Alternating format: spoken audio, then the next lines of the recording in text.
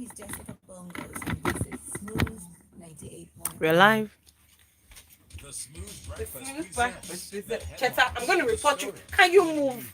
I'll move now. You move. In-depth analysis and live Can reaction. you imagine? He's telling me to move. Freshly pressed on Smooth Hello, everyone. 98.1. Good morning.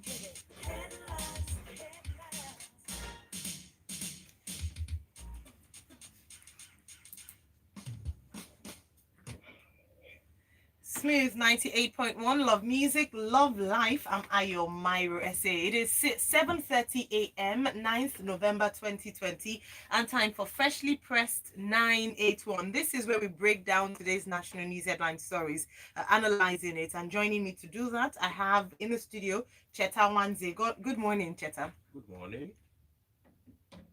Morning, Cheta. Why did you first off my mic? Because you deserve it. Good morning. Let's move. We have a lot to get through this morning. And then we have Adenike Oyetunde. Morning, Adenike. Thank you. Good morning, Adenike. And no morning to Ayo. I was going to say, Adenike, please behave better than Cheta. Thank you. All right. So you can find Cheta at Checkstar on Twitter. That's CHXTA. And Adenike Oyetunde on Twitter. Find us at Smooth981FM. Simply use the hashtag Freshly Pressed 981. Cheta is helping me to man the social media platforms this morning.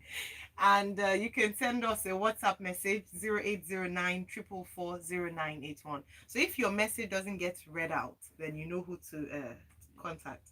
All right, let's move on to our first story for today. Adenike, Lagos orders release of 253 end SARS protesters. The Lagos State Attorney General and Commissioner for Justice, Mr. Moyosore Onigbanjo, SAN, has urged the courts to immediately free 253 persons arrested by the police in connection with the end SARS protest in the state. Please take us through the story.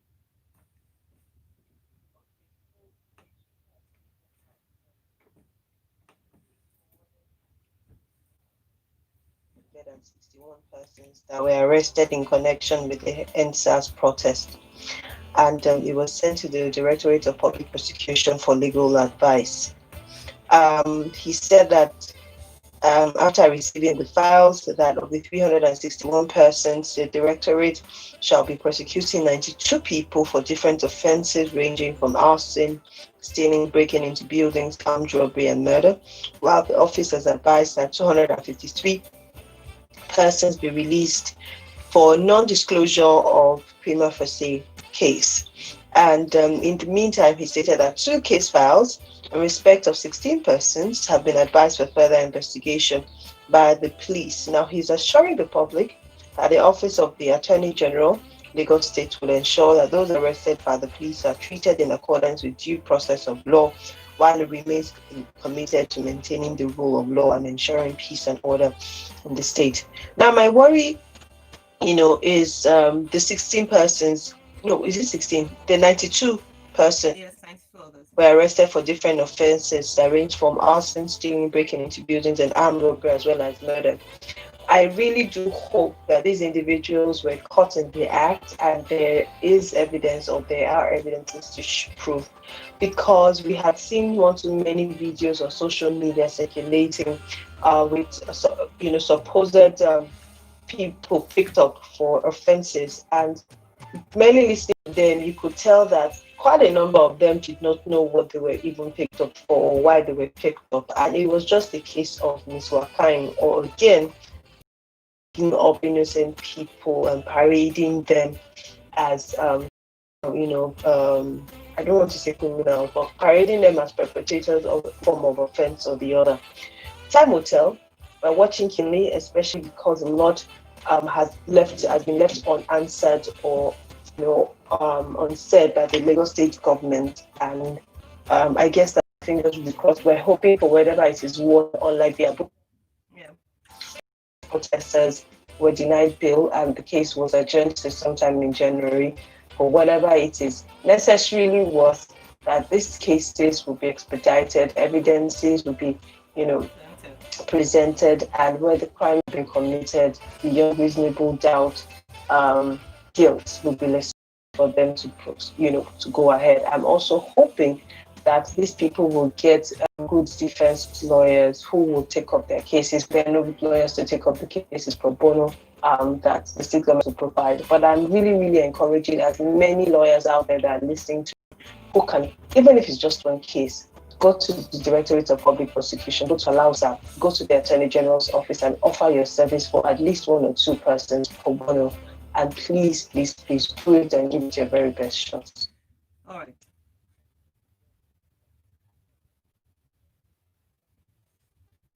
Prosecution and the cases that have been sent further for further investigation.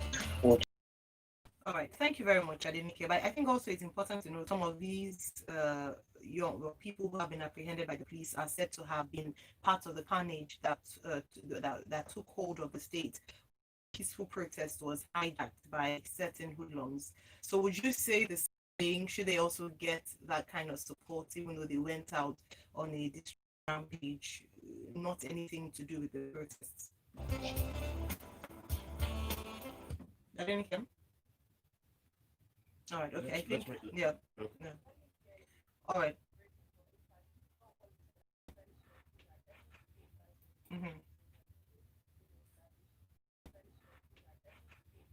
Mhm.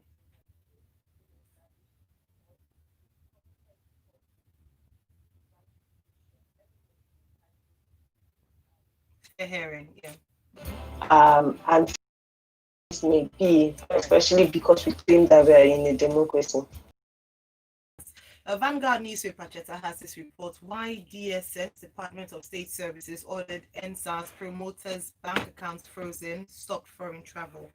I don't think it's news any longer that a number of people, notable faces from the NSAS protesters, had faced retribution in terms of them being stopped from traveling and others having their bank accounts frozen. Indeed, right whilst the protests were going on, we had reports of frozen accounts. And recently we got in the news that the CBN had filed a suit before the Supreme Court to get permission. Before it's the High Court system in Abuja. And my apologies. To have legal backing to freeze these accounts. Please take us through the explanation for this action, please. Well, it's the Vanguard basically plagiarized an online newspaper called The Will, and didn't. But they gave credit, so it wasn't plagiarism. No, the writing style, The Will authoritatively gathered. They didn't say according to. Yes, they just copied the report from Will, but that's besides the point. The DSS, the Will says that the DSS ordered the CBN to freeze the accounts of 19 persons and one firm, which is the list that we had. The firm being Catesfield, whom I know them. I've worked with them in the past, and they tend to do things above board, so their stuff is basically it's. The DSS is claiming that they had intelligence information that the 19 individuals and Gatefield were being used by both international and local conspirators to forcefully remove President Buhari from office. That is hogwash, and this is me being using polite language. It's clear to me that the government isn't concerned about our security. They are more concerned with regime security, and that's what this is all about. This is the kind of classic deception thing that will get us to nowhere. 2 days after the Lekki massacre, I happened to be on a call where the potential investors, and what struck me was that the potential investors, because I'm almost certain that they will be moving elsewhere, they were more concerned about the arbitrary freezing of accounts. That question came up like 6 times during that call. So you mean a government can, because of differences in political opinion, just freeze people's accounts? These little things, you tell us that you want foreign investors to come, but these little things are things that actually frighten foreign investors, because it's abuse of power and abuse of privilege. Remember, it was only this last week, November 5th, if you want to be accurate, that the CBN got a court ruling to freeze these accounts that they had actually frozen since. Yes. I remember when Gatesfield sued Access Bank because it was Access Bank, the Gatesfield's account. Gatefield sued Access Bank in October. Bloomberg reported this on 29th October. So I think that the CBN rushed to court to get this ex parte order, and it's important to point out that it's an ex parte order that they got, which is an order in which the other party was not even present in court. The CBN rushed to get it because of the embarrassment caused by the Bloomberg article. Bloomberg picked up on it, and then Reuters picked up on it.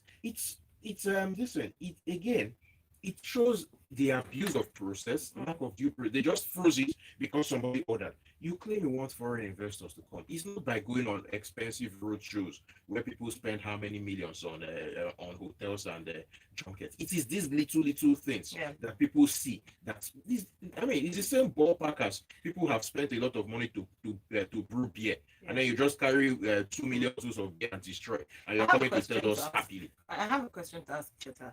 So in this article, it highlights national security, kept coming up again and again, and part of the article also talks on the point, or touches the point, as to the fact that it is even beyond the CBN and the Nigerian Immigration Service, so they can't even order the unfreezing of these accounts because, according to the presidency, it's a matter of national security. I have two questions.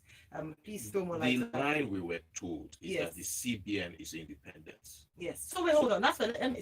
I mean, in certain cases where there's an issue of national security, again, according to the article, the presidency has almost his powers are not limited. There are only few things he cannot do. Wait, hold on. Let me finish. Right. So the first thing I wanted to ask you is a threat to remove the president, not by force or by assassination attempt or so on, is that a matter of national security? That's the first thing, because there's a constitutional provision for the removal of the president. It is not a 4-year guaranteed term. If the people don't like or are not happy with what you're doing, they have a constitutional right to remove you. To demand that he be removed. Through their representatives is what I mean by to remove you. That's in the House. And then the second aspect of that is that again, going back to this independence with the Central Bank of Nigeria, what's the implication for banks? Because banks are also saying their hands are tied. They can't do anything. They've received a directive from their regulatory body. What do you have to say to that? This is where our lack of understanding of what democracy and rule of law is, where it shows up. Number one, there's something called due process, rule of law. That is the fundamental on which democratic practice is built. You cannot say that national security supersedes rule of law. To be fair, it was one of the most embarrassing points of this particular government when the president at the NBA conference in 2018 said everything is subject to national security. Yes, and then people applauded him. Who defines what national security is? Because it is clear that, the fact that at the beginning of the protests, we had all the army people coming to swear loyalty to the person of the president, not to the body of the country. That shows you where there's a problem. This is why saying all those national security troops are very, very shaky. Give an example. When it was clear in the US elections that just concluded, when it was clear that Joe Biden was leading, on Friday, there were reports that the Secret Service had automatically moved to secure him, instituted a no-fly zone over his house. That's why the fact that the sitting president was on Twitter shouting. That is process. As in, process is where the institutions move regardless. Here we will see something of, something that's supposed to be automatic. Like SARS people have been harassing, have been committing armed robbery because that's what it is. And then they are supposed to try them. Instead, we have the Attorney General coming to say, "Oh, there's not enough evidence." He didn't say they were innocent. He just said, and that's fair enough, that they didn't present enough evidence for him to find them guilty. And that's a challenge we've seen again and again with prosecutors in this country. So it's not just the AGF saying that. Have they even taken them to court? The AGF, they've not even charged them. Talk less of, he has just exonerated them, boom, without even a move. If his office was truly independent, at least there will be a movement. And all of these things are tied to each other. Every single thing. The DSS going arbitrarily, every single thing is tied together. It all boils down to the fact it's abuse of power. Our institutions are not independent. People do what they like, when they like, how they like, whichever way That's you a like. new definition of democracy according to the African way. Let's move on to Let's stop putting all our problems on Africa. Nigeria has specific problems. The rest of Africa is moving ahead without us. No, the rest of Africa has issues too, but let's not debate. Everybody has issues. Okonko Samuel on Twitter says the government, international and local media have repeatedly acknowledged that the NSAS for the protesters. Did they also freeze the account of pro-SARS? Then Dapo Oluwole says, my concern is basically the inability of the federal government of Nigeria to tell Nigerians why those accounts were frozen, rather than allowing people to guess or assume the reasons behind their actions. All right, thanks. Let's go on to another issue, a pressing matter. Yes, so Auntie Hello is back saying, when will the Lagos state government arrest that politician that shot people on live video or that Thor caught on camera with machetes? Until then, all this is just what it is, white noise. Let's go to WhatsApp. Let's take one or two comments from WhatsApp. Thank you. So we have this from Sean. Please help me tell Cheta. All right, Cheta, Sean's message, you can see it. Rise in COVID-19. When it Rise in COVID-19 cases, fears over second wave as states shun safety protocols. Adenike, this is an issue of national concern because we understand that countries in other parts of the world, the United States, the United Kingdom, have had a spike, a second wave, and having to go for a second lockdown. However, it doesn't seem like Nigerians are taking it that seriously. For instance, Cheta refused to give me appropriate social distancing as I requested in the studio. He's now done that, but I had to enforce that. So please, Adenike, take us through the story. I'm the one that has had tests and I passed all of them. Doesn't matter how many weeks ago. Adenike, please take us through the story. Thank you.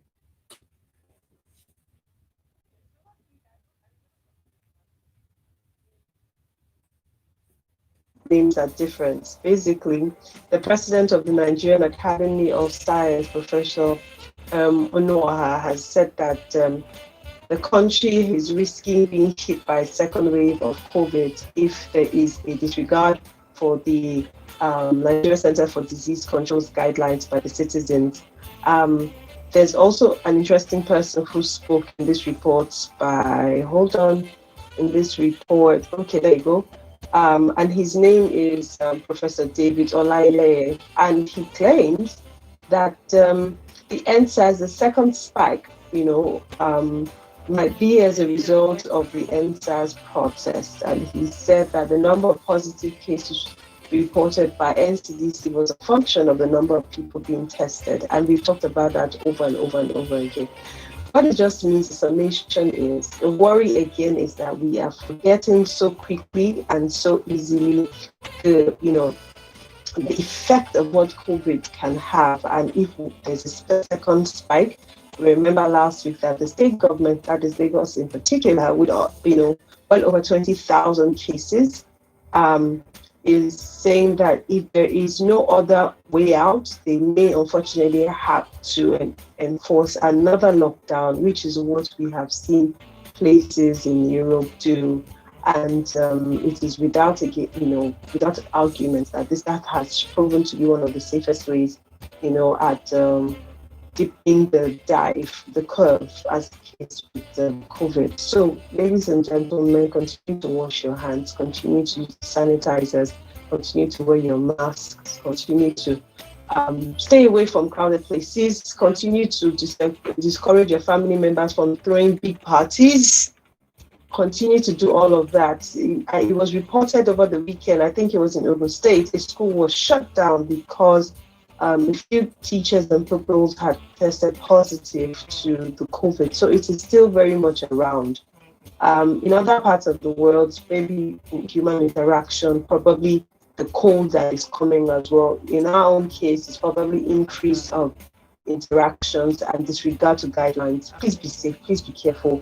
If there's anything we can take away from 2020, it's just one of it is the fact that it shows our disregard or lack of responsibility for caring for the next person. So please be safe, guys. And it is COVID is hitting people differently. Yeah. People have lost loved ones, and when you see people who are kitted from their head to their, do not question them. The COVID situation might just be personal to them. So please just be safe and be safe.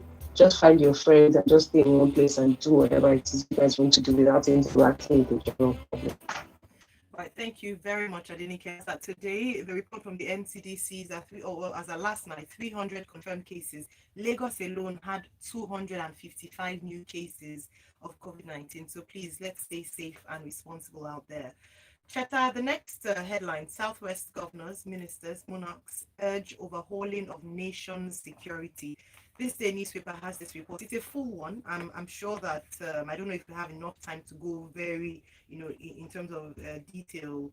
But the summary of it is that they call for a comprehensive review of the nation's security system and advise that a review and implementation of reports of constitutional conferences, including the 2014 National Confab, with respect to security in particular, among other salient issues, be the correct decision to make. Even talking about going back to the regional, the regional government rather than having it all concentrated on the center.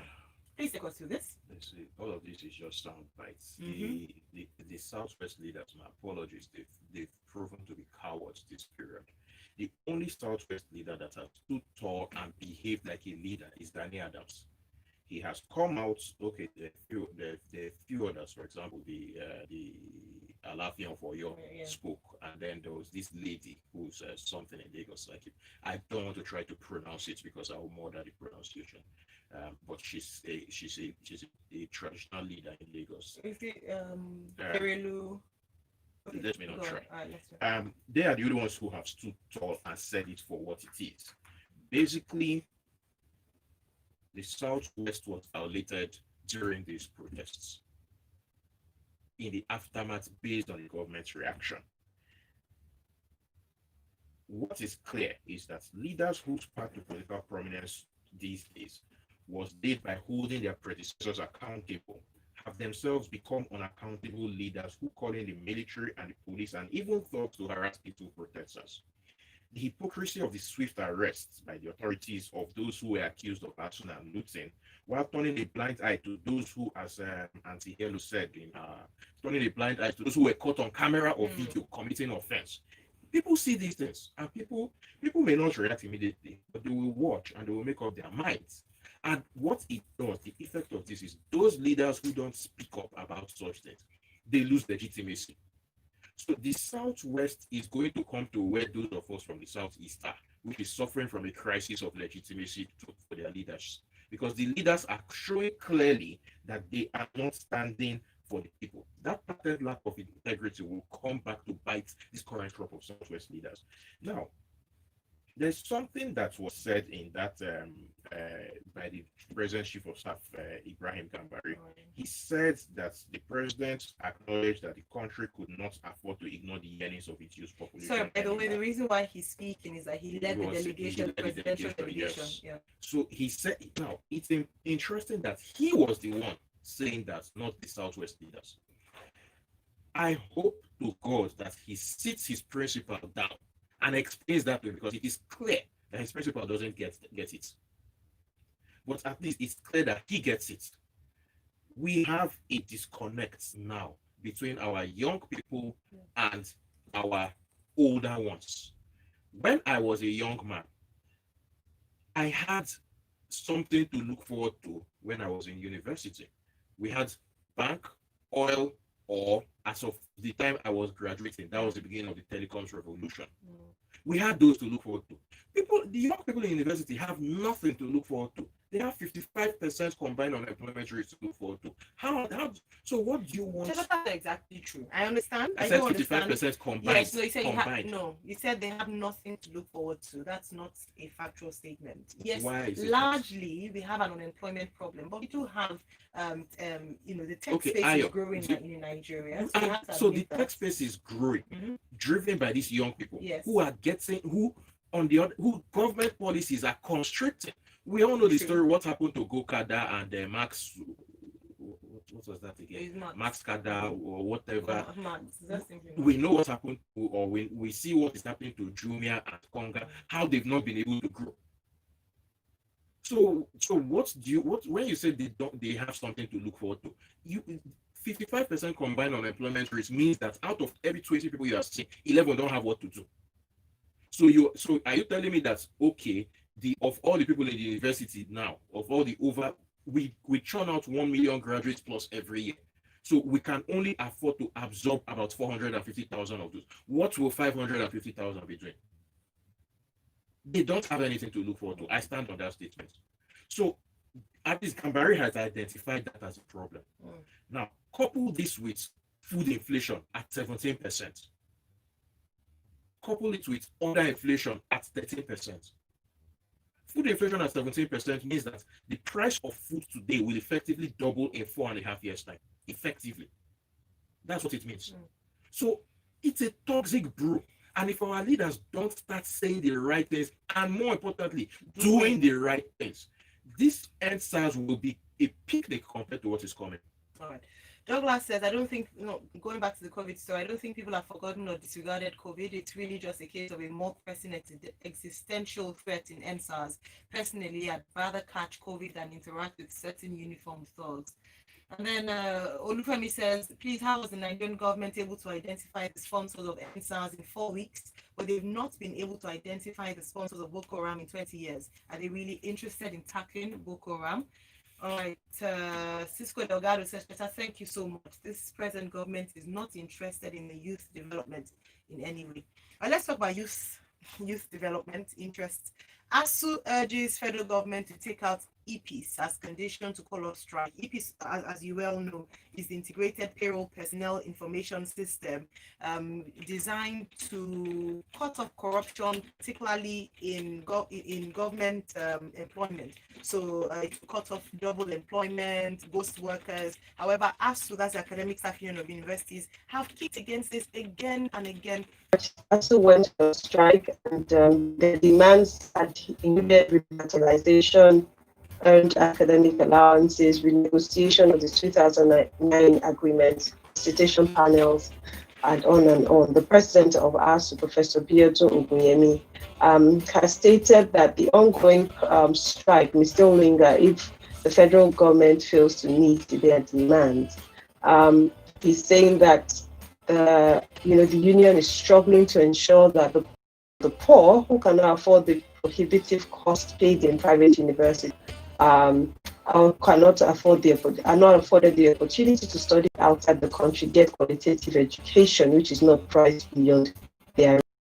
And he said that the government needs to fund again, as well as reduce incidents of rot and decay, and on and on. But interestingly enough, the ASU president noted what stalled meaningful dialogue between the government, and it's basically the insistence of the government that payment of health salaries and other entitlements of its members would only be effected through the Integrated Payroll Personnel Information System, which ASU is now saying that, this was done by the World Bank and blah, blah, blah, and that it is against the university autonomy as well as universal practices, and that they would rather just stick with is in the final stage of integrity tests of the transparency and accountability solution with the National Information Technology Development Agency. And he's claiming that though theirs is in the final stage, that having to do IP university lecturers and what have you will even take longer, and that they do not see any reason why the federal government should want to insist on IPPS if, according to them, the UTAS and in connection with the National Information Technology Department Agency is for them, has their best interest at heart. The list is just endless. But as it stands, they say that the lecturers have also been able to agree, for instance, that there will be a reduction in their demands, which the first one was the tranche of 220 million naira. They are willing to get a 50% instead of 100%, and that was for revitalization. And that the association has also added of the 40 billion, which has been very, as earned academic allowances be paid, and that the balance of 10 billion spread over 2 tranches. And it's always very interesting when we get to talk about the time, because it feels like the government is trying to make the people rise up against ASU one. In reality, ASU is just trying to have the interests of not just its members at heart, for the interest of the average Nigerian who cannot afford high qualitative education. Well, the federal government has not responded yet, but ASWA has put it out there by Vanguard here that they have and are in their final stage of ensuring that a method that the federal government adopts comes to light in comparison to IPPS, which the federal government has set in place because of the main things I just said above.